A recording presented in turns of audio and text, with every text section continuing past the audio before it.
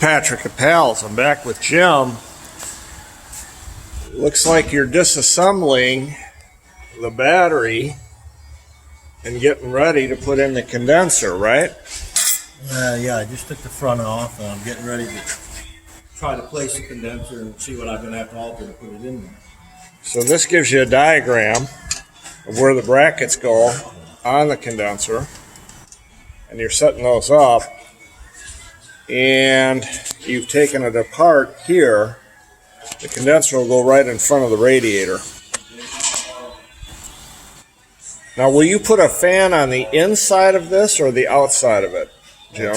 Will it go on the inside of the radiator and be a puller, or will it be a pusher? It's going to have to, right now, there's not really, depending on how much room I have up front here, right? Where the condenser sits will determine what fan I'll do. If I got to put a puller on, then I'll have to remove the factory fan.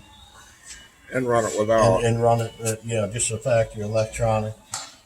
But if I've got room here, ideally I'd like to put a pusher on it. That way it's pulling straight across that, and you still got the factory fan. And folks, this is what you have to do with any time that you're putting air on a car that didn't have it. You have to test fit things and just kind of plan it as you go. You can't just really lay out a roadmap without trying everything to fit.